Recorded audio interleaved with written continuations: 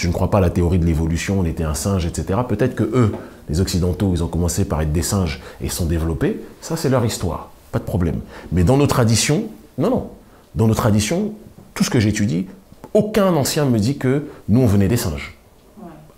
En Afrique, je vais en Amérique du Sud, j'ai la chance de beaucoup voyager, je vais dans les Caraïbes, partout où je vais, aucun ancien ne m'a dit que notre peuple venait des singes. Je ne pars jamais dans un voyage sans me dire que je ne peux pas me faire arrêter.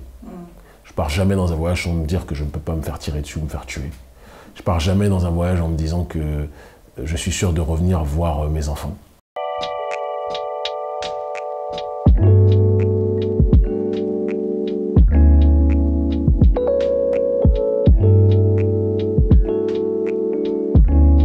Bonjour à toutes et à tous, je suis Stéphie, fondatrice de Black Connection et aujourd'hui j'ai l'immense privilège de présenter une émission qui est produite par BeYouTube où nous allons accueillir une très grande personnalité. Donc il est activiste politique, il a d'ailleurs été désigné comme la personnalité politique en 2017, il est également écrivain, il est également entrepreneur, il est père de famille et c'est le très grand Kémy Séba. Je risque de blanchir. Si tu continues à me faire des lattes à la cou comme ça, petite sœur. Mais je suis très touché par la présentation. Bonjour Kémy, comment est-ce que tu te sens? Ça va, fatigué un peu. Ouais. J'ai un staff qui n'a pas compris que l'esclavage est terminé et qui continue à me faire travailler à chaque instant. Ne dis pas ça. Non, je rigole. C'est de l'humour très sombre. Mais plus sérieusement, on a un rythme qui est très soutenu depuis un bout de temps. Pas depuis des semaines, c'est depuis vraiment des mois. On va dire que notre ONG, depuis septembre de l'année dernière, a mis l'accélérateur sur beaucoup de chantiers. Et donc ça n'arrête pas. Mais c'est productif parce qu'on voit les résultats sur le terrain en Afrique francophone ou même dans la diaspora. Donc je suis content et je suis très content d'être là avec la fusion version DBZ de Black Connection et de BeYouTube. Super, bah écoute, c'est vraiment un privilège de te recevoir. Mais tu sais, aujourd'hui, on n'est pas là pour parler de politique. Ah, bon, oui. On m'a menti. C'est pas ce qu'on m'avait dit. On t'a piégé. On t'a piégé parce qu'on sait que c'est ce que tu aimes. J'ai des agents dans mon staff. Alors. Okay. Oui, beaucoup d'agents. Fais attention à toi. Il n'y a pas de problème. Non, on n'est pas là pour parler de politique et en plus, on est dans un lieu assez spécial. On est dans une machine à remonter le temps. Je dirais même à voyager dans le temps. Tu parles à quelqu'un qui est tombé complètement fou du film Tenet. Ok. Sur la notion du retour dans le temps. Je ne sais pas si vous l'avez vu d'ailleurs. Ça ne me dit rien, non? Ouais, bon, c'est un film un peu relou, mais ceux qui creusent, ils vont beaucoup l'aimer. D'accord. Avec le fils de Denzel qui joue dedans. Et Robert Pattinson, un très beau film. Et donc moi, la notion de remonter dans le temps ne me dérange absolument pas. Et en fait, l'objectif, c'est vraiment de connaître Kémy Séba, l'homme, de savoir en fait quel a été ton parcours, de retourner sur tes traces et de vraiment comprendre ce qui t'anime profondément. C'est ça l'objectif de notre échange de ce jour. Ok? Super. Mais écoute, en introduction de la première partie, là ça y est, on est dans la machine à voyager dans le temps, vous avez senti les secousses, tout ça? Ok, ça marche. Donc là, je pense qu'on est prêt maintenant pour le premier stop, donc dans ton enfance. Et ce que je vais faire, c'est que je vais te montrer une image. Alors du coup, qu'est-ce que cette image t'évoque, Kémy? Alors, je ne connais pas l'image par cœur, mais je dirais l'Alsace, culture générale, et donc par conséquent, je suppose que tu veux aller à Strasbourg. Ok. Je me trompe? Non, tu ne te trompes pas. D'accord.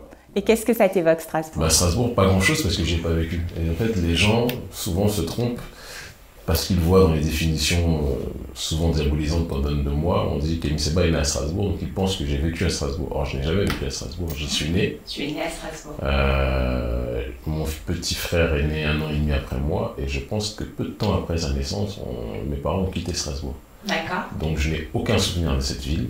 Je ne peux même pas te dire que je connais les saucisses d'Alsace, c'était de Strasbourg, je connais rien. Okay. Par contre, ce que je sais, c'est que la province, parce qu'en réalité Strasbourg c'est un point d'ancrage par rapport à la province, j'ai passé les 14 premières années de ma vie, ça je l'ai déjà dit, en dehors de Paris, dans des coins où être noir, ce n'était pas être à la mode, très clairement, où on était extrêmement minoritaire, on était très souvent les seuls noirs à des kilomètres à la ronde. Et tu ne te rends compte de ta négritude que lorsque tu es aussi dans l'adversité. tu ne te rends compte de ton identité que lorsque tu es confronté à des gens qui te rappellent ce que tu es. Dans la jungle, chacun se rappelle de l'espèce à laquelle il appartient, comme dirait l'autre. Et la jungle humaine, c'est les sociétés modernes dans lesquelles on vit. Donc, les insultes de sang noir, la négrophobie, elle a été généralisée. Ça entraîne beaucoup quand tu es face à la négrophobie, que tu n'as que d'autre choix que de te défendre toi-même. Sinon, tu es brisé très rapidement. Il y a deux camps. Il y a ceux qui se laissent abattre et qui finissent par même rentrer dans les rangs de leurs persécuteurs. Et puis il y a ceux qui décident de tracer leur sillon et qui vont dans le chemin de l'élévation. On va dire que ça a été mon chemin. Mais j'ai pas un beau souvenir. Si je te dis que j'ai un beau souvenir de ma vie en province lors de mes 14 premières années de ma vie, je te mentirais. C'est pas une période de ma vie que j'aime, mais c'est une période de ma vie qui m'a forgé. Et qui a fait que quand je suis arrivé en région parisienne, je pense que j'avais un mindset vraiment très différent de la plupart des autres frères et sœurs qui étaient présents en région parisienne parce qu'ils avaient vécu avec leurs semblables, beaucoup plus. Et donc, tu n'as pas la même mentale quand tu es aux côtés des tiens au quotidien et que vous êtes confronté à des problèmes réels, qu'ils soient sociaux ou autres, que quand tu as été le seul de ton espèce dans un environnement qui t'était majoritairement, dans tous les coins où tu allais, hostile. Donc, mon arrivée en région parisienne, pour moi, c'était comme un pèlerinage en Afrique. Quand tu arrives à Château d'Eau, quand tu arrives à Châtelet, quand tu arrives à Gare du Nord, c'est évident que tu es ému, heureux. Et moi, je sais que les gens me voyaient comme un extraterrestre quand je suis arrivé en région parisienne, parce que ce qui était normal pour eux, moi, je me souviens quand mon père il se coiffait à Château d'Eau, moi, je restais dans la rue, je regardais les gens discuter, j'avais des grands yeux. Pour moi, c'était un film, j'étais heureux, en fait. Mais alors, si on en revient, du coup, à l'enfance, Strasbourg, donc la ville qui t'a vu naître, quel est le souvenir le plus lointain que tu aies toi, en tant qu'enfant? Le souvenir le plus lointain, un de tes premiers souvenirs que tu pourrais partager avec nous? Que je pourrais partager. Que tu souhaiterais partager avec nous. C'est mieux de le préciser. Les multiples jeux quand on se déguisait en super-héros avec mon petit frère et nos potes de l'époque dont tous les petits patelins ont déménagé. Moi, la constante, j'étais toujours Batman. Tu sais que c'était l'une de mes prochaines questions. C'était qui ton super-héros préféré en tant qu'enfant? Batman. Je me découpais un masque en papier, je mettais des oreilles en carton, je prenais un soupule, je prenais le pagne de notre mère, je prenais des bottes de ski, je prenais les collants qu'on avait quand on était petit pour lutter contre le froid. Et je montais sur le toit des endroits où on était et je faisais Batman. Ça, c'est depuis toujours. Donc c'est vraiment... Et pourquoi? Non, vraiment. Pourquoi Batman? Je pense que je l'ai déjà dit. Je pense que, sans faire de la redite, Batman s'est construit sur des traumas. Et il a transcendé ces traumas pour en faire une quête de justice. Et je pense que par rapport à mon enfance, il y a certaines choses que j'ai connues. J'ai parlé de la négrophobie qui est un trauma, il y en a d'autres. Et que j'ai associé ces persécutions, je les ai associées aux persécutions que j'allais dire que notre peuple a connues, mais que notre peuple connaît jusqu'à aujourd'hui. Et je fais partie de ceux qui pensent qu'il faut transcender les obstacles et les transformer en tremplin. Et que certaines des blessures qui t'animent, qui peuvent détruire, peuvent aussi quelque part te donner vie sur beaucoup de choses. C'est le philosophe Nietzsche qui, chez les Européens, parce qu'il y a des philosophes partout dans le monde, mais c'est l'un des philosophes que j'aime le plus, il disait il faut porter en soi un chaos pour savoir mettre au monde une étoile qui danse. Qui signifie qu'il faut parfois connaître la plus grande des souffrances pour être capable de donner encore plus de sens à ta vie et illuminer la vie des autres. C'est mathématique, c'est scientifique. Hein. L'étoile vient du chaos, quelque part. Donc, mes parents m'ont appelé Étoile, Stelio, en italien. N'étant pas italien, j'ai pris ça dans la version égyptienne ancienne. Ça a donné Seba, Kémi pour noir, et donc ça donnait Kémi Seba. L'étoile noire. Voilà. Ouais. Quand on traduit, je trouve que c'est moins swag. Mais... franchement, moi je trouve ça stylé quand même, l'étoile noire. Mais les gens pensent que je me suis levé, j'ai pris le nom Étoile. Non, j'ai juste traduit le nom que mes parents m'ont donné. Ils ont donné le nom Étoile en italien, Stelio, et j'ai mis ça en Kémi Seba. Mais c'est vraiment, je pense que vraiment ma vie est résumée en cette phrase. Il faut porter en soi un chaos pour mettre au monde une étoile qui danse. Il y a des choses qui...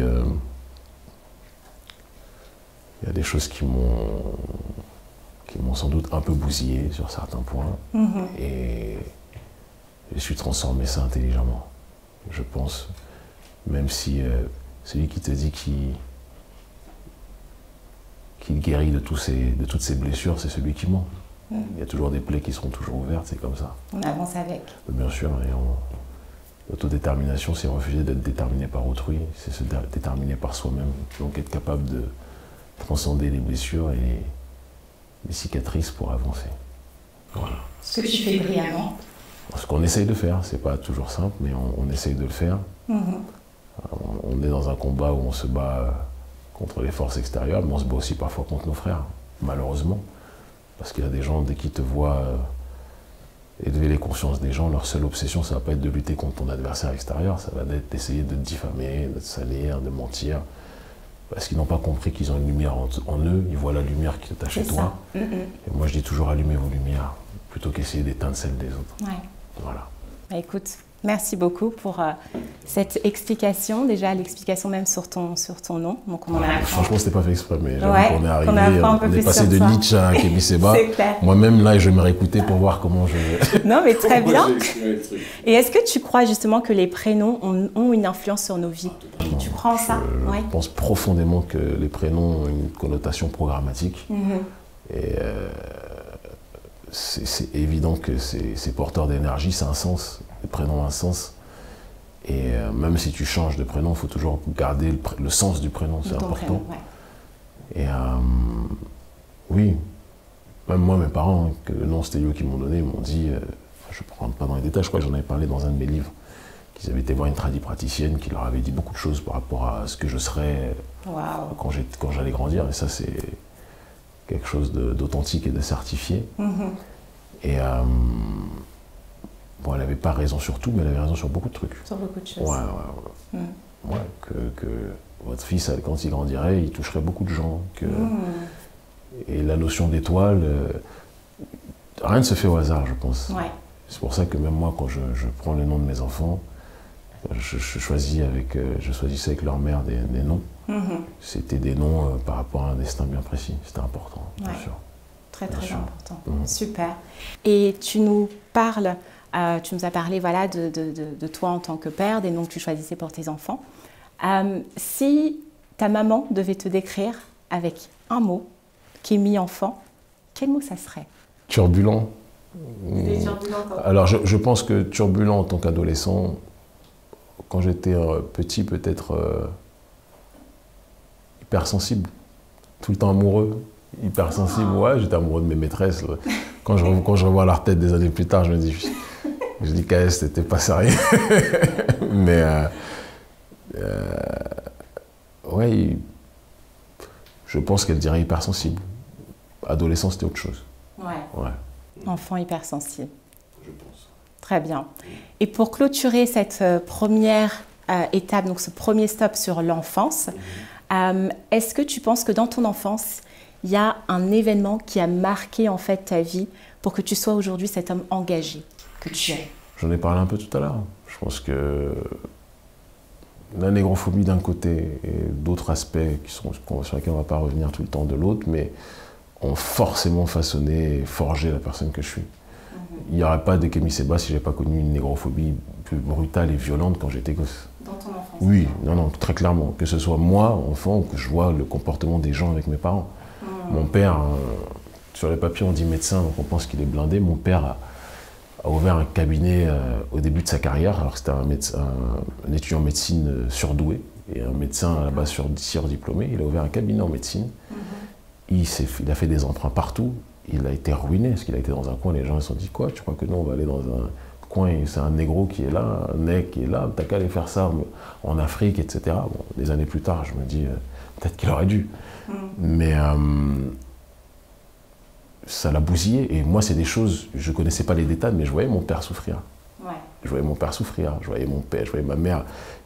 Il y a des choses qui sont du domaine de l'intime, donc je n'ai pas à raconter ici devant la caméra. Mais je l'ai vécu. Ou quand tu es tout petit, tu es un gosse, et que tu rentres dans un supermarché, et que ta mère, qui est une très belle femme, en toute humilité, qui est bien habillée, tout ce que tu veux, très classe, elle rentre, on nous suit, on nous demande, quand on passe à la caisse, des gosses, des tout petits, de sortir ce qu'ils ont des poches, etc., comme si on était... Tout simplement parce qu'on est les seuls noirs du truc. Évidemment que ce sont des petites séquences qui te marquent, et c'est pas une séquence qui est arrivée, c'est une ribambelle de séquences qui se sont déroulées. Et je remercie aujourd'hui Dieu Tout-Puissant que ça soit arrivé, parce que ça m'a permis de comprendre très tôt que je ne faisais pas partie de leur monde. C'est très important de dire ça. Je ne fais pas partie de leur monde, et je remercie le Tout-Puissant de ne pas appartenir à ce monde-là, à leur monde. Moi, je suis là pour construire le nôtre, ou pour continuer le travail de construction du nôtre qui a été entamé par les nôtres qui nous ont précédés. Et donc voilà, donc il y a ça, il y a d'autres choses. Comme je t'ai dit, il faut porter en soi un chaos pour mettre au monde une étoile. Ouais. Très bien, mais écoute, c'est une très très belle façon de clôturer ce premier stop. Donc là, on s'envole pour la deuxième étape. Et justement, je veux l'introduire avec, avec quelque chose. Donc tu vas me dire hein, ce que ça t'évoque. Okay. Il ne faudra pas refaire. Ah, si tu sens ça va pas m'évoquer grand-chose. Bah oui, là du coup... Je pense savoir qui t'a donné cette information, mais... Ah bon? Je pense que ton informateur, il n'avait pas tous les éléments. Sur la chanson, il avait les vrais éléments. Ouais. Parce que c'est ma chanson préférée. À quoi tu penses quand J'ai pleuré sur cette chanson. Ah, tu vois, je te fais... Bon, donne. Voilà, vos machines là. Moi, je suis du village. Hein. J'aurais dû ramener les papiers, vraiment imprimer les papiers, tout ça. Ça aurait été mieux. Bon, tu as parlé de la ville de Meudon. Ouais. Ça ne peut pas résumer mon adolescence parce que je ne suis pas resté longtemps. Mais ça fait partie d'un... Comment dirais-je? D'un quadrillage de ma vie en région parisienne. Je suis arrivé dans le 9-2, en 92. Donc j'ai fait plusieurs villes, Sèvres, j'ai fait Boulogne-Billancourt, j'ai fait Meudon. J'ai fait une autre ville que j'oublie. Mais on se retrouvait tous les Noirs de cette zone-là, les Noirs et les Arabes, ils se retrouvaient sur un terrain de foot et de basket qui s'appelait Brimborion. Il y avait d'ailleurs les Booba qui jouent en haut, le rappeur, Ali, mon grand frère. On était en bas, on jouait au foot. C'était très, ambiance très States, tu vois, très... ouais, le 9-2, ça a été une école de ma vie réellement. Et c'est l'étape où on m'a connu sous une autre étiquette. Parce que quand je suis arrivé en région parisienne, je me suis dit, t'as vu comment ça s'est passé la première année de ta vie, où les gens, tu n'as rencontré que l'hostilité. Et c'est vers la fin, vers mes 14 ans, que j'ai compris qu'en fait, plus tu es dur avec les gens de manière préventive, plus on te laisse tranquille. Donc quand il y a eu le déménagement en banlieue parisienne, ma première règle, ça a été de dire, sois dur. Ouais, ne montre pas la gentillesse ou quoi que ce soit. Et on m'a surnommé très rapidement nerveux parce que je ne... Ouais, eux, ils riaient de moi. Mais en plus, j'étais grand, entre guillemets, parce que vous, la nouvelle génération McDo, GM, là, vous mesurez 2 mètres à 15 ans. Donc c'est ça le truc. Comme mon fils Konsu, d'ailleurs, qui est grand à peine 13 ans, mon fiston. J'étais grand plutôt que les autres, et donc avec une voix plus grosse que les autres à mon âge. Et donc j'arrivais en mode visage fermé,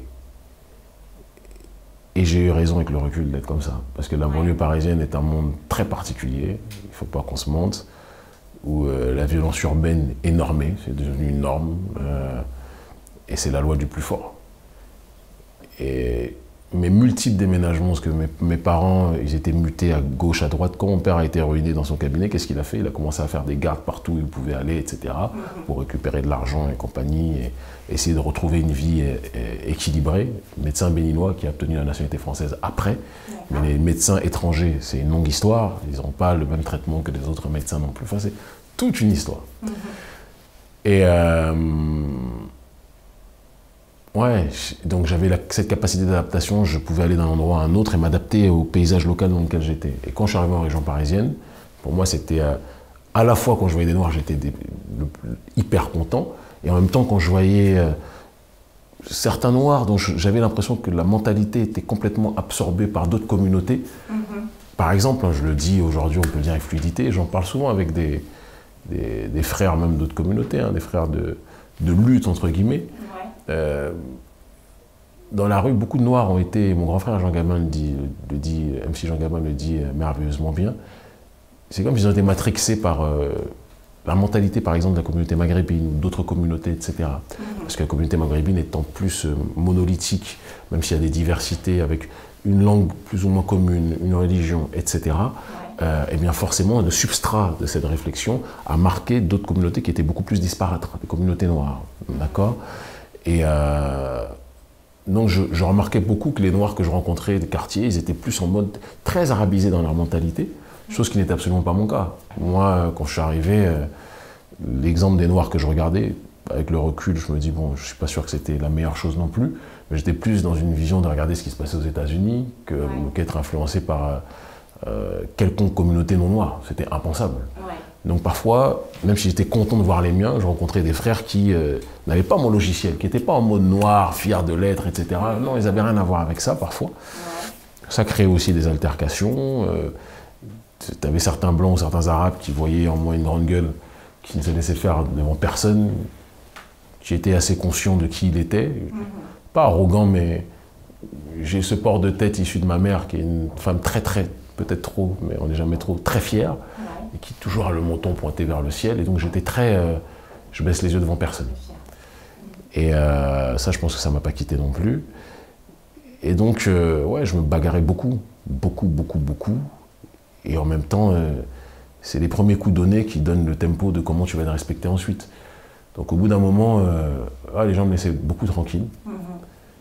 Et ouais, j'ai une jeunesse très agitée. C'est là où je me suis beaucoup... le hip-hop a été, et notamment Tupac, la musique que tu donnais, tu ne sais même pas combien de fois j'ai écouté ce morceau de Changes, qui est le morceau de ma vie. Je pense que si je suis enterré demain, je pense que ce sera la première chanson que je demanderai qui soit diffusée. Tupac a été un parapluie pour mon âme sur bon nombre de sujets. Je me souviens quand je traînais, quand j'allais au Pont de Sèvres, quand j'étais à Meudon la forêt, quand j'étais à Sèvres, etc., ou à Meudon tout court. Ouais, c'était une bande son pour mon âme et pour mon cœur sur bon nombre de sujets, c'est sûr. Ouais. Donc, région parisienne, jeunesse très mouvementée, scolarité très agitée. Donc, ouais, j'étais fort en sciences. En fait, moi, je suis comme ça. Quand je suis motivé dans quelque chose, j'utilise les ressources nécessaires de mon cerveau pour travailler et aller dans la direction de ce qui bénéficiera à ce que je recherche. Et je me souviens qu'à l'époque, j'étais jeune, 14 ans, 15 ans, puis 16 ans. J'étais très touché par une série qui était la série Urgence. C'était la première fois que je voyais un personnage noir dans cette série, dans les séries, qui ne mourait pas au début du film, qui était pas un dick, parce que Guy les bons tuyaux, pour ceux qui ont connu Starsky et Hutch, j'en connais, qui n'était pas dealer, c'était un médecin, un chirurgien, mauvais caractère vis-à-vis de ceux qui ne le respectaient pas, mais profondément doux avec ceux qui l'aimaient. Et la représentativité est très importante. Quand j'ai vu ce personnage-là, j'ai compris que j'avais encore plus raison d'être dur avec les gens. J'avais été sans voir la série, hein, et qu'il fallait être doux avec ceux qui étaient doux avec toi. Et dans la vie, dans une vie qui est dure, être dur si les gens étaient durs avec toi, tout simplement.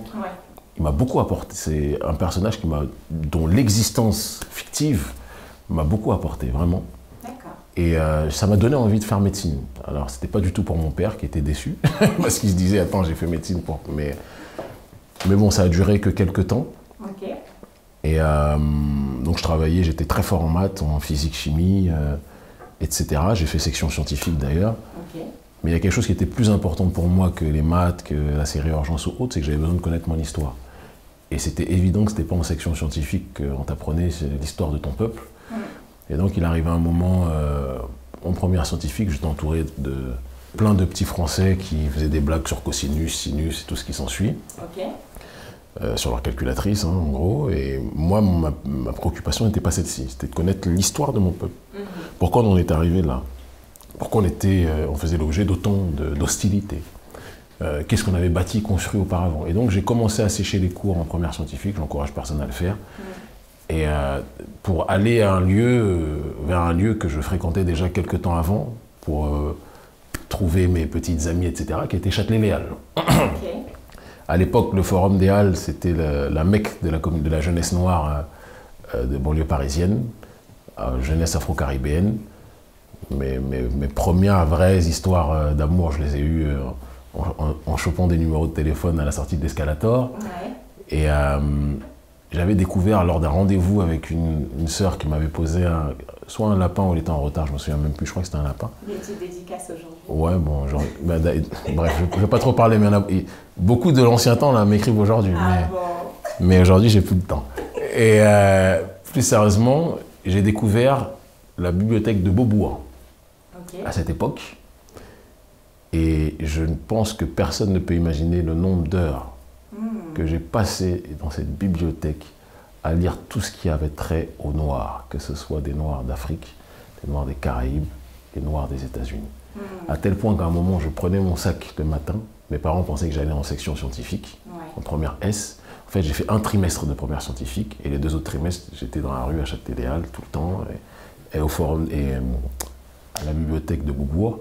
Et par la suite, après, j'ai migré de la bibliothèque de Beaubourg. Je faisais le matin bibliothèque de Beaubourg, et l'après-midi, j'allais à l'Harmattan, la librairie Harmattan. De temps en temps, présence africaine, moins, parce que c'était un petit espace. Et tout ce qui avait trait au noir, je le disais, c'était pour moi la plus grande délibération. J'aimais pas lire quand on me disait de le faire. Ouais. Moi, les histoires de Marcel Pagnol, tout ça, c'était pas ma préoccupation. Ernest Hemingway et compagnie, c'était pas mon souci. Parler, étudier sur l'histoire de la Seconde Guerre mondiale, Charles de Gaulle, Général de Gaulle, etc., c'était pas mon problème. Mais quand j'ai lu pour moi-même,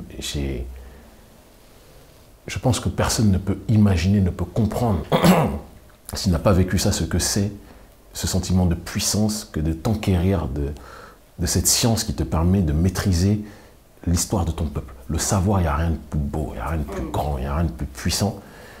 Et j'ai découvert, j'étais beaucoup très biographie aussi, donc j'ai découvert des personnages dont on ne m'aurait jamais parlé à l'école. Bien sûr. Ouais. Et là, j'ai découvert des vrais rôles modèles. Tu vois, je me suis vraiment... Alors, certains diront, oui, Kémy, pourquoi tu parles toujours des... Non, moi je parle des exemples qui m'ont marqué quand j'étais gamin, c'était des hommes, à 99% des hommes noirs. La femme noire va chercher les femmes noires, les hommes noirs vont chercher les hommes noirs, c'est normal. Mais il y a une femme qui m'a beaucoup marqué, parce que je la voyais au-dessus d'un homme même, c'était Winnie Mandela, que je trouvais thug, que je trouve toujours thug aujourd'hui, et que... Qu'est-ce que tu aimes en elle, Non, son côté jusqu'au boutiste, son côté peur de rien, son côté transcendance. C'est quelqu'un qui a été abusé, qui a été violé, qui a été agressé, qui a été battu, et qui s'est toujours relevé. Ouais. C'est Winnie Mandela, c'est l'autre nom du phénix pour moi. Et qui n'a jamais bougé de sa ligne. Ça ne veut pas dire que tout ce qu'elle a fait, elle avait raison sur tout. Je connais personne qui a raison sur tout, moi le premier. Mais elle était extraordinaire. Et un autre exemple que j'ai découvert, ça c'était à la bibliothèque de Beaubourg. Il y avait une ribambelle d'articles sur lui à l'époque. Ça correspondait à l'époque où il était en train de mettre le feu là où il était. C'était le Dr Khalid Mohammed, qui a été pour la Nation of Islam dans les années 90, ce que Malcolm a été pour la Nation of Islam dans les années 60. C'est-à-dire le porte-parole de cette organisation, qui a été suspendu jour pour jour 30 ans plus tard. Malcolm en 63, Khalid Mohammed en 93, pour un discours qui a été jugé trop radical par rapport à la situation des Noirs, dans des contextes entre guillemets différents, mais au final qui allaient dans la même direction. Et Khalid Mohammed est devenu mon super-héros. Lui comme d'autres, hein, Sankara, etc. Moi, c'était pas Michael Jordan ou autre, c'était vraiment ces personnages-là. Kobe Bryant pour votre génération, parce que vous êtes mes petits, hein, vous êtes mes petits frères et sœurs. Et je ne me suis jamais senti aussi fort que durant cette période. Ça a été une période aussi, en plus, pour additionner les choses, où j'ai été mis dehors de chez moi, après un certain moment. Et donc ça n'a fait que m'enfoncer, en fait, dans un processus comment dirais-je, d'accrocher des informations qui me permettraient de me constituer moi-même, tu vois. Donc j'avais une vie un peu on le dirait aujourd'hui de manière poétique, de bohème. Je dirais que j'avais une vie de rue et en même temps la recherche d'un savoir réel, un savoir authentique. Et je pense qu'il n'y aurait pas de Kémy Séba s'il n'y avait pas eu cette parole-là. Enfin, c'est clair et net. Parce que ce que je dis, comment je m'exprime, ce que je sais du monde noir, après j'étudie sur le monde noir chaque jour. Chaque jour, j'ai mes livres, j'ai toujours un sac, j'ai plein de livres, des fois je ne les lis pas tous, mais j'ai toujours besoin d'avoir un livre, de lire, de prendre des informations, majoritairement sur notre peuple, mais parfois aussi dans des sphères très éloignées, pour m'enrichir. Mais à cette époque-là, la base s'est faite là. Elle ne s'est pas faite en première scientifique, elle ne s'est pas faite dans les autres classes. Je ne peux même pas te dire ce que j'ai vraiment appris de cette école à l'occidentale, mais je sais ce que j'ai appris quand je me suis forgé moi-même. Ça, je le sais définitivement. Très bien. Écoute, merci beaucoup de nous en avoir appris un petit peu plus sur ton adolescence. Donc, on s'apprête pour le spot suivant. D'accord? Donc là, on va maintenant dans Kémy l'homme. OK? Donc là, c'est le prochain stop. Kémy l'homme. Et là, j'ai pareil, quelque chose à te montrer pour introduire cette avant-dernière partie. Et tu me dis ce que ça t'évoque. Ça, c'est évident. C'est le monument de la Renaissance. C'est le Sénégal. Alors là, c'est pas Kémy le jeune homme, c'est déjà Kémy un tournant. Kémy l'homme, ouais. Parce que le Sénégal a été, je pense, l'État qui m'a fait le plus grandir. Plus que le Sénégal, l'Afrique. Parce que réduire ça au Sénégal ne serait pas juste. Mais l'Afrique m'a guéri de beaucoup de maux dont nous autres de la diaspora sommes atteints. Et ces maux, c'est certaines névroses que les sociétés néolibérales occidentales qui nous poussent à l'individualisme, qui nous poussent à l'égoïsme, qui nous poussent au manque de solidarité, qui nous poussent à penser que parce qu'on a plus d'argent, on est mieux que ceux qui n'ont rien. Alors qu'en réalité, l'argent qu'ils nous présentent n'est rien, c'est pas ça la véritable richesse quand on creuse véritablement. Le Sénégal m'a appris beaucoup de choses sur la nature humaine et sur ma propre nature. Et je dirais que l'Afrique m'a désintoxiqué. Ah oui, non, je n'ai pas de problème à le dire. Je pense que la diaspora gagnerait beaucoup à venir se désintoxiquer massivement, même si ce sont pour quelques passages. Parce que tout le monde n'a pas vocation à rentrer. Il y en a qui mourront en Occident, je pense. Il y en a qui veulent y rester. Le problème n'est pas d'y rester ou de ne pas y rester. Le problème, c'est si tu penses qu'en étant de l'autre côté, chez les Occidentaux, tu es chez toi ou tu es une diaspora qui a pour mission, de là où tu es, d'aider ton continent. Ça, ce sont des véritables questions existentielles que chacun doit se poser. Et aujourd'hui, je vois beaucoup de gens qui disent Kémy, leader le plus influent du panafricanisme ou autre. On m'a donné d'ailleurs ce titre que j'ai refusé il y a quelques temps, mais qui est un titre symboliquement très important, on ne l'ignorera pas. Mais moi, je n'estime pas être le leader de quoi que ce soit. L'Afrique a été le leader de mon âme qui m'a permis de sortir d'une vie qui était tracée et qui n'allait pas aller dans la bonne direction. Je serais resté en France, je pense que j'aurais fini en prison. Mais j'étais parti pour, j'ai été incarcéré déjà à plusieurs reprises, j'étais arrêté tout le temps, j'étais convoqué systématiquement avec quelques membres de mon staff à la section antiterroriste au 36 quai des Orfèvres.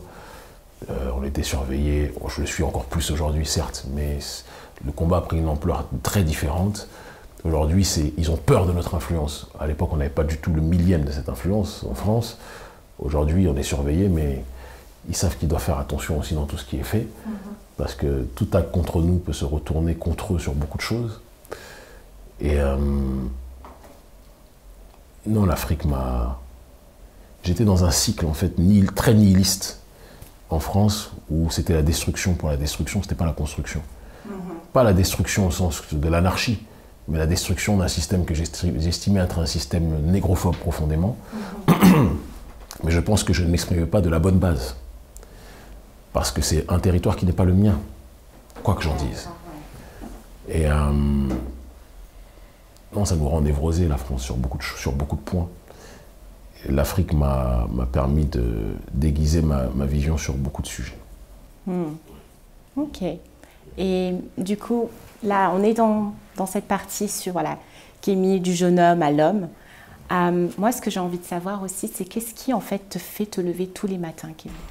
Ça, c'est la même réponse depuis 21 ans, 22 ans. C'est cette volonté de relever mon peuple, de redonner de la dignité à mon peuple, que mon peuple cesse d'être le marchepied de l'humanité, la serpillière de l'humanité, que mon peuple cesse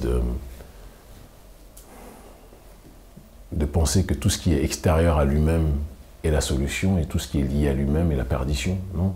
Le but, c'est qu'on comprenne que nous sommes la propre solution à nos problèmes. Et moi, je me considère comme... je parlais de ça avec ma fille, parce que je suis très proche de mes enfants, très très proche, et ma fille, un jour, elle me disait « Papa, t'es un peu une sorte de James Bond du panafricanisme. » Et ma fille qui est une très grande poétesse. Et moi, pour moi, c'est quelque chose qui a beaucoup de sens. La vérité sort souvent de la bouche des enfants, mais je me considère vraiment comme un agent de la cause de nos ancêtres, tu vois, qui a... La notion de danger qu'on nous présente n'est pas une notion, de manière générale, oui, la prison, oui, les surveillances, oui, les menaces de mort, etc., font partie du package quand tu rentres dans le travail politique que nous menons. Et on ne change pas les conditions de vie de nos populations si on ne prend pas en compte ces minimums de risques-là. Le combat a changé. Il y a quelques années, il n'y avait pas les réseaux sociaux. Dans les années 60, il n'y avait ni réseaux sociaux, ni rien, ou très peu de choses. On te mettait une balle, on te découpait, on te jetait à l'acide, personne ne savait qui avait fait quoi. Aujourd'hui, on t'arrête, à la seconde où tu as arrêté, ça fait le tour de toute la planète à travers les réseaux sociaux. Donc les gens sont, et même les gouvernements mettent des sommes astronomiques pour avoir une présence sur les réseaux sociaux, là où nous, on ne paye rien, mais pourtant on est suivi par des millions de gens. En tout cas, sur Facebook, par énormément de gens. Et ces réalités-là font que la configuration du combat politique a changé. Tu comprends, entre hier et aujourd'hui. Et donc, pour reprendre cette migration entre le jeune homme que j'étais, activiste, et celui que je suis aujourd'hui, que je suis devenu par la suite, sachant que j'ai commencé à 18 ans, aujourd'hui j'en ai 40 ans, donc j'en ai 40, il est évident que plus j'ai grandi, j'ai saisi la matière, je pense, de la sapience en Afrique, de la sagesse africaine sur certains points, sachant que je suis très loin d'être un sage, je suis très loin d'être un modèle, je suis plus proche d'un Tupac Shakur que d'un Desmond Tutu, je le dis très clairement. Non, j'ai un côté très thug revendiqué, mais je mentirais si je disais que je ne me suis pas enrichi de la sagesse de mes aînés au pays. Je vais au village très souvent, je parle beaucoup avec les aînés hommes et les aînés femmes, et ça me nourrit. C'est évident que ça me nourrit profondément. Et ça n'a jamais autant constitué le sens de ma mission. Donc partout où on va, les risques que l'on prend, les lignes que l'on bouge, je pars jamais dans un voyage sans me dire que je ne peux pas me faire arrêter. Je pars jamais dans un voyage sans me dire que je ne peux pas me faire tirer dessus ou me faire tuer. Je pars jamais dans un voyage en me disant que je suis sûr de revenir voir mes enfants. Chaque jour quand je pars en mission, et mes enfants le savent, les gens que j'aime le savent, ils savent que il peut m'arriver n'importe quoi. Et c'est quelque part ça ce qu'est la définition de l'activiste politique. Aujourd'hui, c'est devenu une mode. C'est toujours comme ça que ça se passe. Quand quelqu'un rend mainstream un concept, tout le monde finit par se revendiquer. Alors on a des activistes de tout et rien. Mais l'activisme, à la base, c'est celui qui est capable de secouer les limites pour faire bouger les questions de société. C'est quelqu'un qui tutoie les limites de la légalité. Et je pense que dans la cause noire, dans l'activisme contemporain au XXIe siècle, on fait partie de ceux qui ont le plus revivifié cette thématique-là. Et oui, je me considère vraiment là-dessus, ce que disait ma fille Satero est juste, une sorte de, entre guillemets, agent des ancêtres, oui, c'est quelque chose que je ressens profondément. Je ne me lève pas le matin sans penser à eux, je ne dors jamais sans penser à eux, ils sont tout le temps dans mes prières. Et quand je dis mes ancêtres, je parle des ancêtres évidemment au sens de l'ADN, mais je parle aussi surtout des ancêtres méritants, qui ont risqué leur vie, hommes et femmes, pour que notre population aux quatre coins du monde soit respectée. Donc voilà la dynamique dans laquelle je me situe. D'accord, très bien. Et tu as beaucoup parlé de tes enfants, notamment donc de ta fille. Et donc moi, ma question, ce serait de savoir ma fille aînée, parce que j'ai aussi une toute dernière. Ah, du coup, tu as deux filles, deux garçons. Pour l'instant. Ouais, donc ta fille aînée. Mais du coup, tes enfants, de façon générale, si je pense qu'ils devaient te décrire avec un mot, papa, il est, qu'est-ce que ce serait ce mot? Qu'est-ce qui te définit le plus en tant que père de famille? Papa, il est moqueur. Je suis un grand moqueur, un grand taquin, un grand clasheur. Mais je sais mettre les limites quand c'est nécessaire. Parce que des fois, avec les enfants, il faut toujours rappeler aussi. Mais je suis extrêmement proche de mes enfants. Et tu sais, je tourne la tête, je me souviens de l'homme que j'étais, enfin, du garçon que j'étais à 13 ans, à leur âge. Et je regarde aujourd'hui, je me dis, ah, j'ai des enfants comme ça. La vie va vite. Je me souviens du premier jour où mon père m'a emmené au Parc des Princes pour voir le PSG, avec mon petit frère. Et je sais que j'étais submergé de larmes la première fois que j'ai emmené, il y a quelques années de cela maintenant, mes enfants sur le même chemin au Parc des Princes. J'ai emprunté le même chemin que mon père avait utilisé, et avait emprunté. Et on est parti voir un match du PSG, où Paris avait d'ailleurs cartonné, je ne sais plus c'était qui, Nantes ou je ne sais plus trop quoi. La vie va tellement vite. Et je suis content parce que depuis très jeune, je voulais vieillir, grandir. C'est vrai? Oui. Ah, t'as pas peur de vieillir, toi? Ah non, moi je suis le genre de négro qui, si je pouvais teindre toute ma barbe en blanc, là, oui. Qu'est-ce qui te plaît autant dans le fait de vieillir? Moi, je trouve que, c'est même pas je trouve, je constate la force que j'acquiers avec le temps. C'est vraiment, c'est comme si, quand tu es jeune, tu as une énergie, mais tu ne la maîtrises pas. Ouais. Et ça, c'est un truc qui est valable pour tous les hommes, les femmes. Hein, mais plus tu grandis, plus tu t'élèves, plus tu gagnes en âge. Et c'est comme si tu anticipes beaucoup, énormément. Et ça, c'est une très très grande force. Je te donne même un exemple. Moi, j'aime pas, parce que les gens qui disent ça, généralement, c'est les pires pirates de tous les temps. Donc, je me méfie des gens qui disent qu'ils sont trop sages, tu vois. Moi, je suis absolument pas quelqu'un qui me revendique de quelconque sagesse. Je suis devenu de facto un grand frère. Quand je te vois, je suis ton grand frère, t'es ma petite sœur, sans équivoque. Quand je vois certains frères, certaines sœurs ici, ce sont mes cadets. C'est une évidence.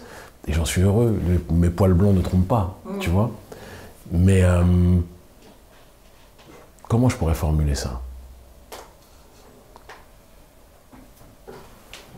Même dans les débats, quand j'ai commencé et quand je vois aujourd'hui, quand quelqu'un, un journaliste hostile, noir ou blanc, me pose une question, dès les deux premiers mots, mon cerveau sait déjà quelle est la question qu'il va poser. Donc, toutes les questions que j'ai posées, tu savais déjà? Non, ça je te le dis clairement. Non, mais ça c'est vrai.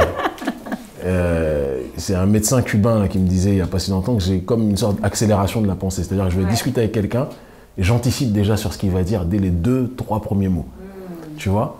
Enfin, des 3 premiers mots, n'exagérons rien, mais dès les premières expressions, je sais où il va venir. Et donc, pendant que la personne finit sa question, j'anticipe. C'est quelque chose, quand j'étais jeune, j'avais déjà ce don, mais je ne l'exprimais pas bien. Donc, j'interrompais la personne.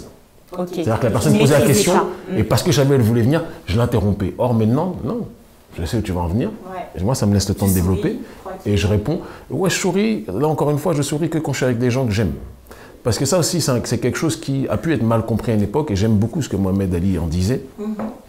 Les gens disaient que Mohamed Ali était très hautain et arrogant à son époque.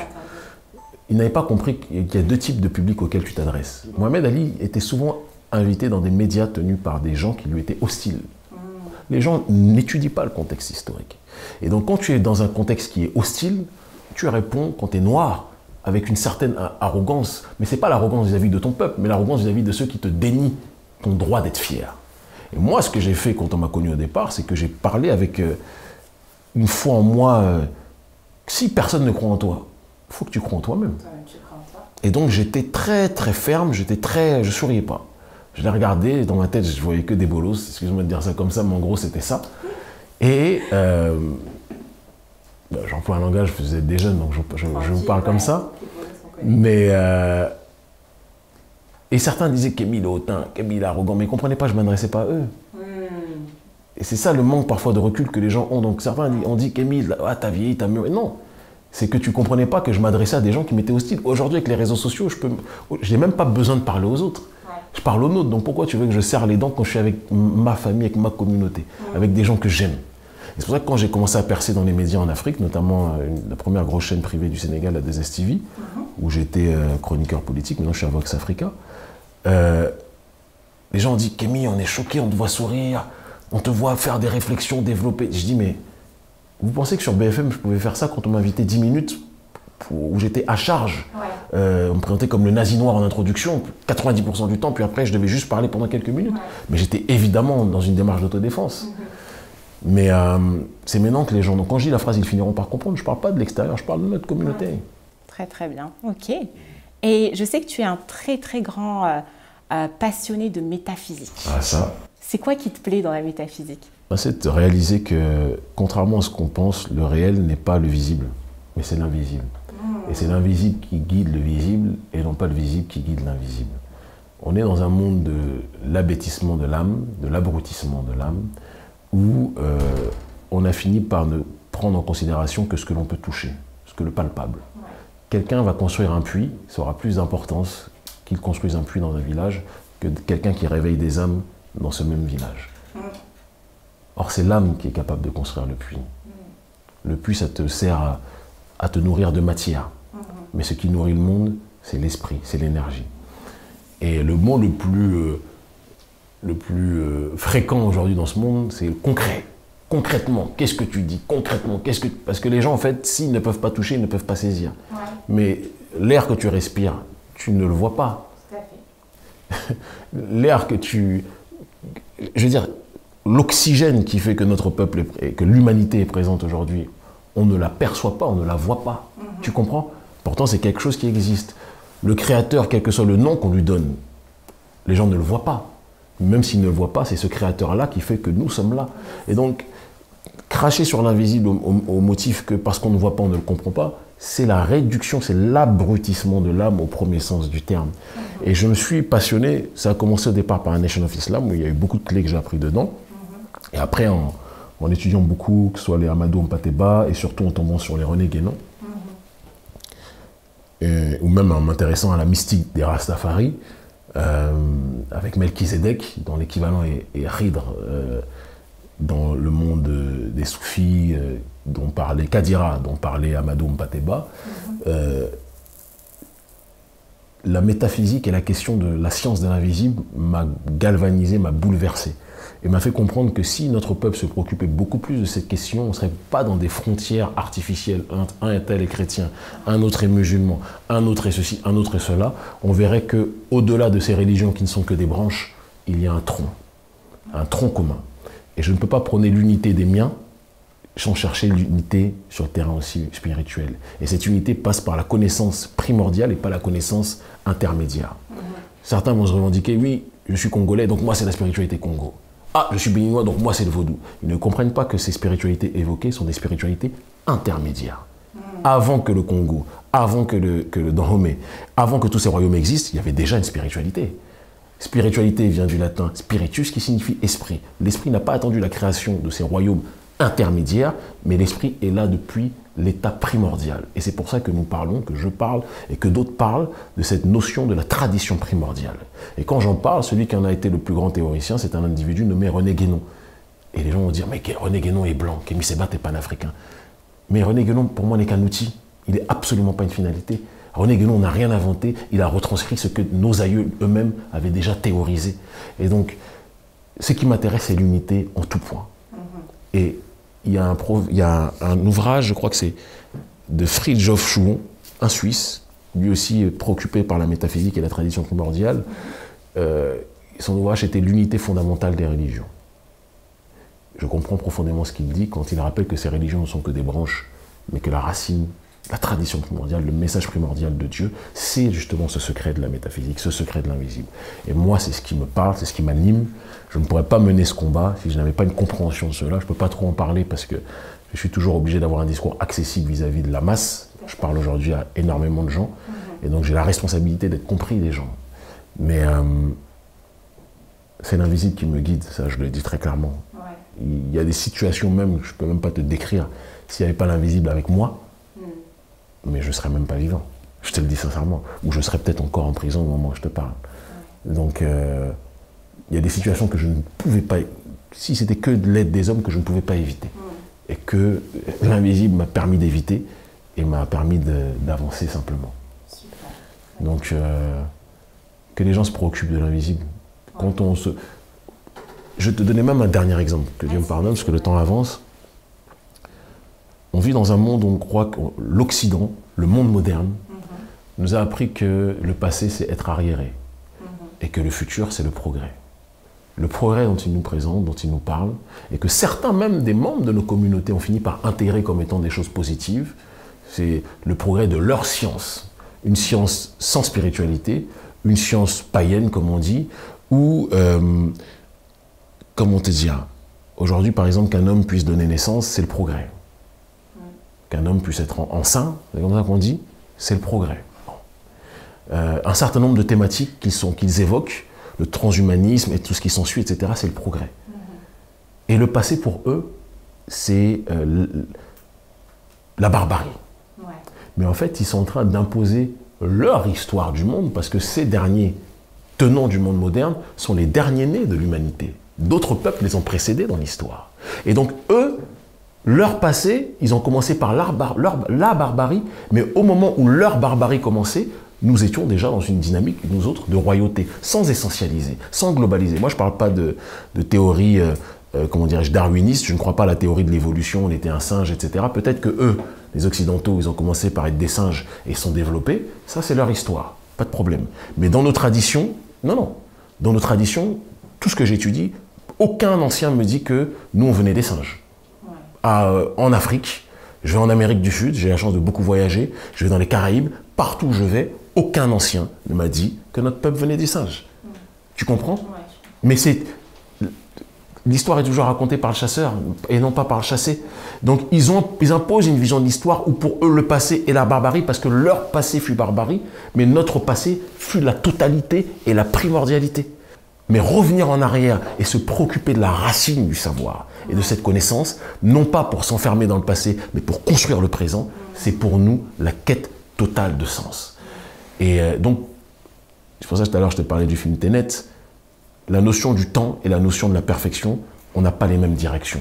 L'Occident et les sociétés traditionnelles, quand elles regardent en arrière, elles voient la totalité qu'elles ont perdue tout le temps passé. Parce que quand tu as un produit, tu as une statue, au fur et à mesure que le temps passe, la statue, elle peut s'abîmer. Ouais. Tu vois, elle peut s'écorner. Parce que le temps qui passe fait perdre la totalité. Mais pour l'Occident barbare, plus tu avances dans le temps, plus tu vas vers quelque chose de bon, parce qu'ils partent de zéro pour aller vers quelque chose qui leur appartient. Donc il faut que les nôtres réfléchissent à ça. Leur modernité n'est pas notre totalité. C'est tout. Et notre passé pour nous, notre grandeur, même s'il ne faut pas qu'on y soit incarcéré. Voilà. Très content. J'essaie. Merci de nous avoir expliqué un petit peu plus ta vision des choses par rapport à ça. J'aimerais qu'on conclue cette troisième partie avec une question beaucoup plus légère. Ça a sûrement dû entendre cette question, mais je pense que ça en dit beaucoup sur l'homme que tu peux être. Cette question, c'est si tu vas en fait sur une île déserte et que tu dois emmener 3 choses. Est-ce qu'on t'a déjà posé cette question? Choses okay. Ouais, 3 choses. Tu as demandé 3 personnes. J'allais avoir des regards fixes qui allaient me dire fais gaffe à ce que tu dis. Que 3 choses. Tu es sur une île déserte, il n'y a personne. On te lâche là, tu dois prendre 3 choses. Quelles sont ces 3 choses que tu prends avec toi? Mon portable. Ouais. Qu'est-ce que tu feras avec ton portable? Je suis l'actualité. Moi, je suis comme Bruce Wayne dans sa Batcave. Je surveille tout ce qui se passe. Okay. Et après, j'interviens quand il y a le bas de signal. On va dire ça comme ça. Plus sérieusement, deuxième chose, des photos de mes enfants. Ouais. Et troisième et dernière? Ça doit être un seul objet ou plusieurs? Un objet, un dernier objet.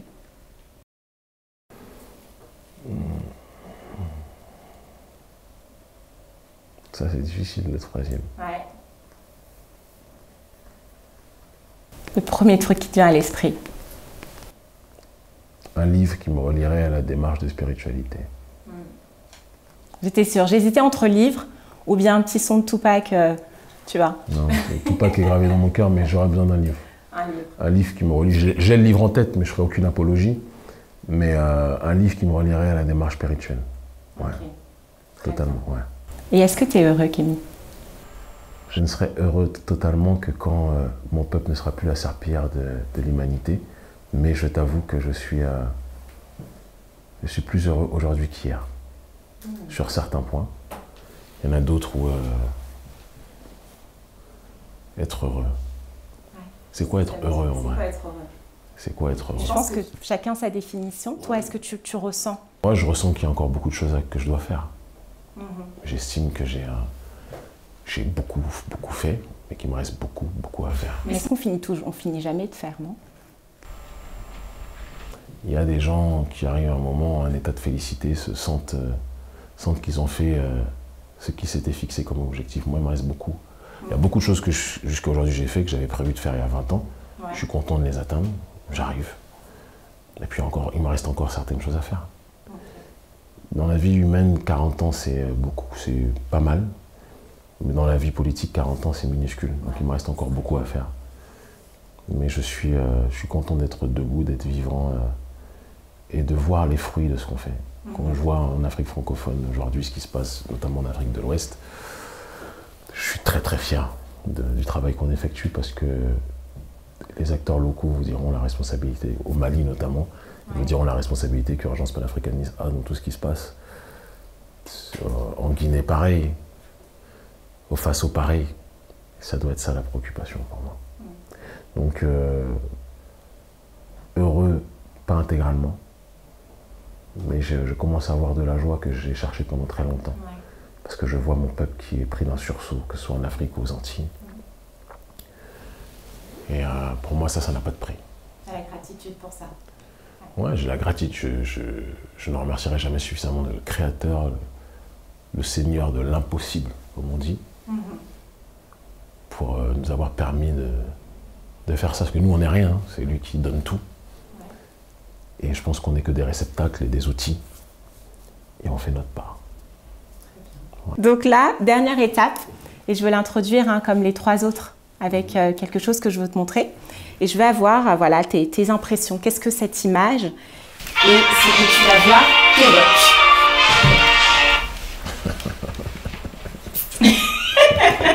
Pourquoi tu ris? Qu'est-ce qui te fait rire? Tu me demandes de choisir entre 2 options, c'est ça? Tu me dis si je me trompe. Vas-y.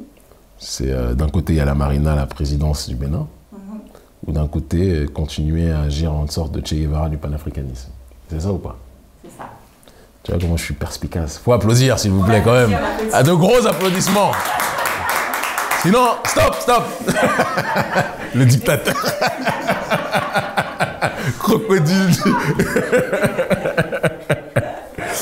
Non, mais c'est marrant parce que moi, je suppose que tu as pris ça à partir d'une de mes interviews. Justement, je mets en opposition les 2 options. Et c'est une réflexion perpétuelle que j'ai. Tu sais, il y a beaucoup aujourd'hui de gens, des ministres, de députés, de sénateurs, qui me contactent, qui m'écrivent, qui parfois nous demandent qu'on fasse du consulting, qui parfois nous demandent de l'aide pour qu'on vienne les aider contre des adversaires politiques. Je dis très simplement les choses. Ou des gens de l'opposition. La majorité du temps, c'est des gens de l'opposition, d'ailleurs, des anciens ministres. Si j'étais comme eux, je pense que je n'aurais pas l'influence que j'ai aujourd'hui. Cette capacité que j'ai eue avec d'autres, hein, avec les miens, de bâtir notre propre sentier politique, qui a fait de nous des créateurs d'un nouveau courant politique. Quand je dis nouveau courant politique, très important, le panafricanisme ne nous a pas attendu pour exister. Mais le panafricanisme au XXIe siècle, des gens comme nous, des gens comme Nathalie Yamb, etc. et tout, on l'a conceptualisé différemment et on l'a rendu extrêmement populaire auprès de beaucoup de gens. Et je ne suis pas certain que si je suis ministre ou si j'étais ministre aujourd'hui ou demain, j'aurais la même liberté et de ton et de mouvement. Est-ce que je serais prêt à n'être qu'au Bénin et à ne parler que du Bénin et parler des autres pays en quelques autres occasions, alors que partout où mon peuple souffre, je me sens concerné? Toi, tu es de quel pays, toi? Qu'est-ce que tu dirais? Je crois savoir, mais je ne suis pas sûr. Côte d'Ivoire? Voilà, ok. Ouais. Voilà, je croyais savoir. J'hésitais en Ghana et Côte d'Ivoire, ok. Ce qui est la même chose, d'ailleurs. Tout à fait. Est-ce que je pourrais parler de ce qui se passe en Côte d'Ivoire? Est-ce que je pourrais parler de ce qui se passe en Centrafrique? Est-ce que je pourrais parler de ce qui se passe dans les autres pays avec autant de facilité si j'étais à un poste institutionnel? Ce sont des questions que je me pose quotidiennement. Et le Tché, c'est avec les armes qu'il passait son message. Moi, je pense qu'on va pas faire ça quand même. Non, je pense que là, j'utilise juste d'autres armes. Je pense qu'on a tous besoin d'armes. Je ne vois pas la nécessité du fusil pour l'instant, même si quand on doit secouer l'armée française et organiser nos militants pour ça, nos militants se battent avec leurs armes, tu vois. Et ça, je ne le cache même pas, c'est un secret de polichinelle. Avec nos armes à nous, qui ne sont pas aussi grandes que les leurs, mais on s'organise dans l'autodéfense.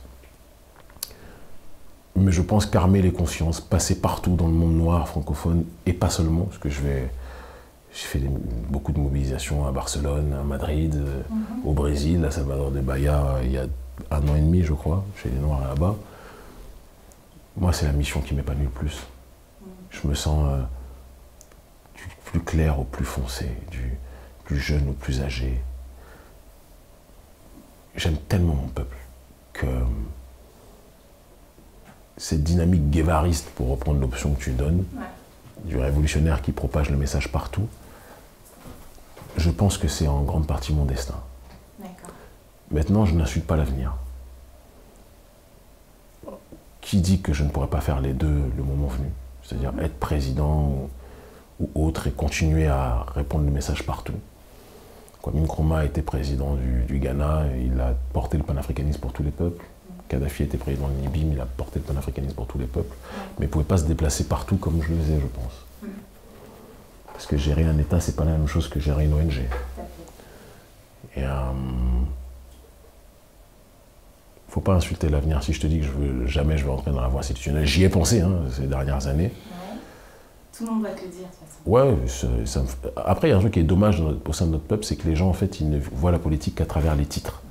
Faut que tu sois ministre, faut que tu sois ceci, faut que tu sois cela. J'ai toujours trouvé ça. Quand je vois comment certains ministres nous mangent dans la main aujourd'hui en Afrique, je ne peux pas considérer ces histoires-là comme un truc important. Ces gens-là savent qu'on est au-dessus d'eux en termes d'influence vis-à-vis de la jeunesse. L'ancien président Roch-Marc Kaboré, qui est tombé aujourd'hui, 10 jours après de m'avoir arrêté, mis en garde à vue et m'avoir expulsé du pays, la première fois qu'il m'avait reçu dans son palais présidentiel, à l'époque il avait moins de pression d'Emmanuel Macron, il me disait, j'ai besoin qu'on voit comment on peut travailler ensemble, en présence d'Hervé Ouattara, mon cher frère Hervé, qui se passe le bonjour, parce que tu touches plus ma jeunesse que moi-même. Ça, ce sont des propos que Hervé pourra certifier et confirmer, que les autres qui étaient là d'ailleurs aussi pouvaient confirmer. Je vais chez le président de Guinée, j'ai été reçu à 3 reprises par lui depuis novembre. Il me dit qu'il suit le travail politique qu'on effectue depuis 2011, d'accord, et qu'il est porté par le panafricanisme que l'on évoque. La ministre de la Famille du gouvernement malien, Founé Camara, ou le député le plus influent aujourd'hui du Mali, Adama Ben Diarra, te diront que officiellement, ils ne s'en cachent même pas. Ils en parlent dans chacune très souvent dans leurs publications, qu'on est ceux qui les ont formés politiquement, que je leur ai donné une orientation politique sur le terrain du panafricanisme. J'ai pas peur de dire que c'est Adama Ben Diarra, c'est l'un de mes meilleurs élèves sur le terrain du panafricanisme aujourd'hui. Donc moi, je cours pas après ces choses-là. Le terme révolutionnaire a perdu de sa saveur, parce que quand tu entends ceux qui s'en revendiquent, tu as envie de t'en éloigner. Mais la révolution, c'est le recommencement, c'est revenir à l'état initial, éloigné de toute dynamique de perdition. C'est cette rotation.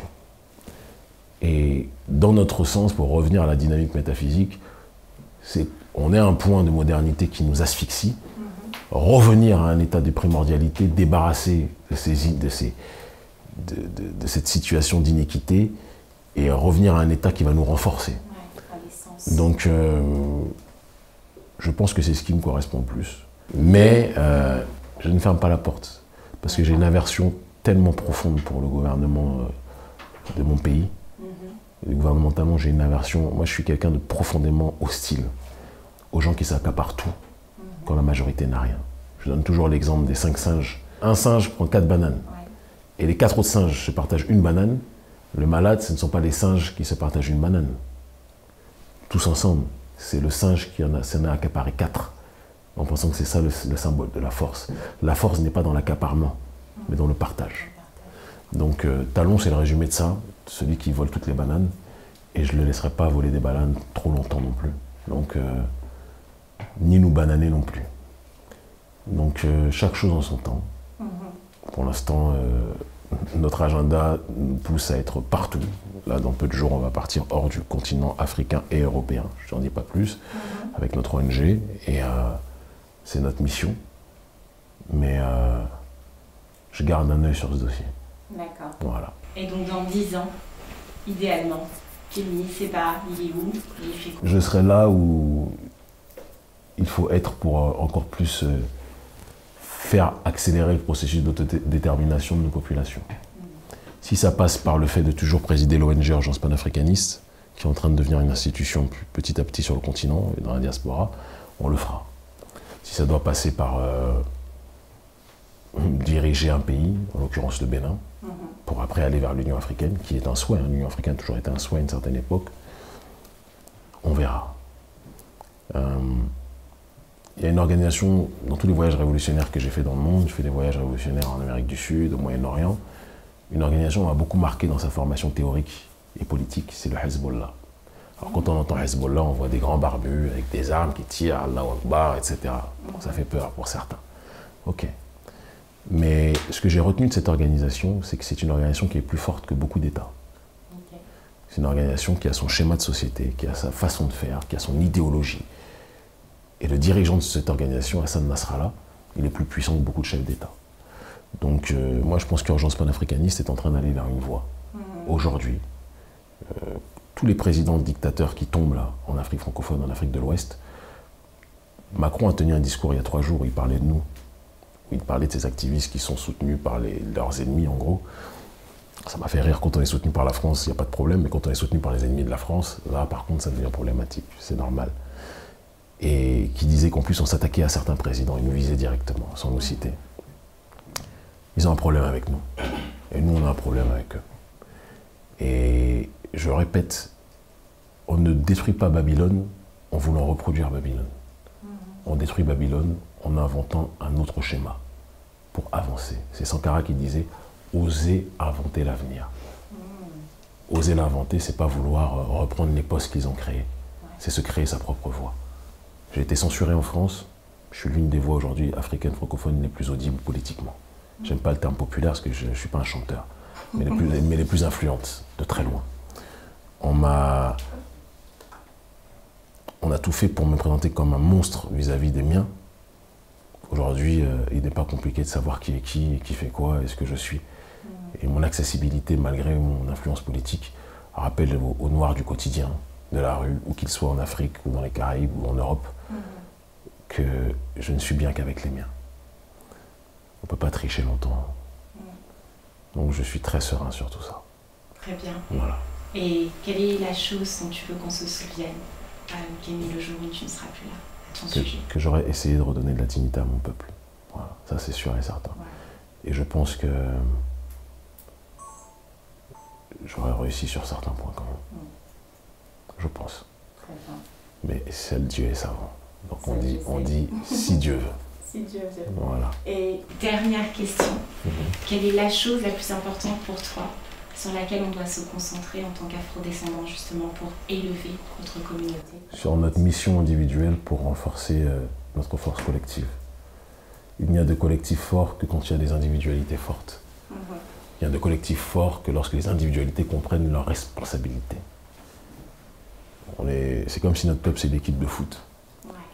Et chaque citoyen de ce peuple doit savoir qu'il a un poste qui est déterminant, du titulaire au remplaçant, pour que l'on puisse avancer. C'est pour ça que je suis un anti-leadership en tant que tel, je ne supporte pas la notion de oui, c'est un leader, c'est... Non. Non, moi je crois pas à ça. Je pense pas que tu es un leader quand même. Ça m'intéresse pas en fait même de penser à ça. Leader d'opinion, oui, mon avis est plus suivi que d'autres. Il y a des gens parfois qui vont dire un truc, ça va pas être écouté, si je le dis, ça va être plus écouté. C'est vrai. Mais leader, ça veut dire que je suis le conducteur et que les autres, ils sont juste là en train de se tourner les pouces, à être dans le bus. Alors moi, j'ai besoin qu'on soit tous des leaders. Parce que l'erreur qu'on a fait dans le passé, c'est qu'à chaque fois qu'il y a eu un ou une leader qui a émergé, quand on a fumé cette personne, tout s'est arrêté. Sankara est mort en 87, je crois. On a attendu combien de temps pour qu'il y ait une, entre guillemets, révolution, surtout quand on sait ce que ça a donné. Il faut qu'on arrête avec ça. Il faut que le peuple s'imprègne de ces réalités. Moi, quand je te vois, normalement, on ne demande pas à une femme quel âge tu as, mais comme je suis ton papa, j'ai le droit de te dire, tu as quel âge, je dis ça. Grand frère, tu peux me dire grand frère. Je vais dire papa quand même. Ah, non, j'aime bien me vieillir. Je ne peux pas donner mon âge. J'aime bien me vieillir. Tu veux pas ça? Bon, en tout cas, pour moi, tu as moins de 30 ans. En tout cas. Je prends. Ah ouais, et tu sais. Ce n'est pas vrai. Et tu sais. Je dis non, papa, je les connais. Et donc, plus sérieusement, pour moi, tu es une future jeune leader. Dans ton domaine, ça va être le domaine de la communication. Via YouTube, vous allez être un média. Là, vous êtes sur Insta. Vous allez devenir un média qui est tôt ou tard, même les chaînes institutionnelles occidentales, ils vont chercher à essayer de vous récupérer, de vous acheter. Et j'espère que vous allez refuser pour garder votre intégrité. Hein, c'est une petite capsule que je vous annonce, sinon vous nous aurez sur le dos. Mais nous sommes tous appelés à être des leaders. Et que notre parcours, le parcours de mon équipe rappelle, c'est très important, qu'on a eu le monde contre nous, blanc et noir. Que personne ne croyait en nous au départ. Et la revanche de l'histoire, c'est que des années plus tard, on est les plus influents dans ce domaine du panafricanisme. D'ici quelques mois, on sera peut-être à 1 million de personnes qui nous suivent sur Facebook sans jamais une petite publicité injectée pour... Non, c'est le peuple qui sait. Et pour moi, ça, c'est... Je sais d'où on vient. J'ai fait des meetings dans des caves, j'ai fait des meetings dans des garages, j'ai fait des meetings dans des parkings, j'ai fait des meetings sur des places publiques, j'ai fait des meetings dans la cour de la prison. Je sais de quoi je parle. Et être là où on est aujourd'hui, ce n'est rien par rapport à là où on sera demain. Mais c'est déjà un symbole pour ceux qui veulent emprunter notre chemin et nous dépasser. Parce que comme je dis toujours à mes enfants, on ne mène pas ce combat pour être des idoles que vous admirez. On mène ce combat pour que vous veniez et vous nous dépassiez. Voilà, c'est très important. Très bien. Voilà. On va laisser un héritage, que chacun puisse jouer son rôle. Exactement. Et qu'on ne regarde pas ce qui est là maintenant, mais qu'on avance avec la vision. Exactement. Très bien. Bah écoute, Kémy, on arrive à la fin. Merci beaucoup, beaucoup, beaucoup pour ton temps. Merci pour ces précieux conseils. Ça a été un plaisir de retourner sur tes traces. J'espère que tu as apprécié le voyage dans cette machine à voyager dans le temps. On a apprécié, on a apprécié. Merci beaucoup. J'espère que tu iras le plus loin possible, petite sœur, vraiment. Merci que beaucoup. Black Connection et que Be YouTube, vous irez le plus loin.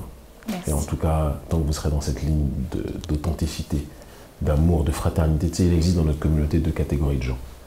Ceux qui, dès qu'ils voient quelqu'un briller, vont tout faire pour le salir, le calomnier, le jalouser. Il y en a certains, c'est des névrosés. Hein. J'en vois à qui parfois je réponds même pas parce que chaque jour, je vois une invention sur une invention. Tu dois tout voir, toi. Oui, mais c'est toutes les couleurs. Quand tu as autant de gens qui t'aiment, tu peux pas ne pas avoir des gens non plus Bien qui sûr. ne t'aiment pas et qui, de l'autre côté, vont tout faire pour inventer des choses les plus grotesques pour essayer de te discréditer. Quand tu sais que tu as un certain niveau, tu dois te concentrer sur les choses que tu dois effectuer. Ouais. C'est tout. Tu n'as même plus le temps de répondre à des repus et des perdus de la société. Mais de l'autre côté, il y a des gens qui, quand ils voient des gens qui s'élèvent, eh ben, ça leur donne envie de s'élever aussi. Ouais. Et moi, chaque fois que je vois des jeunes, ou moins jeunes, qui sont dans cette dynamique-là, si je peux les porter et les accompagner, je le fais. Merci. Pour moi, c'est une très grande fierté. Quand on était jeune, on n'avait pas de médias. Afro. On n'avait pas ça. On n'avait pas, ouais. Nous, on était là au début d'Internet. Hein. Il faut quand même que vous vous rendiez compte. On n'avait pas de réseaux sociaux ni rien. Les vrais le savent. Toi, tu as une tête d'ancien, donc je crois que toi, tu devais être là il y a très longtemps. J'étais là avant moi. Quand même, oh. Je te taquine. C'est vrai? Ah, ok, très bien. Et toi, tu as l'âge camerounais, donc c'est pire encore. Je rigole. Ah, il a dit qu'il taquinait beaucoup. Faut pas l'écouter, ça va aller. Je rigole.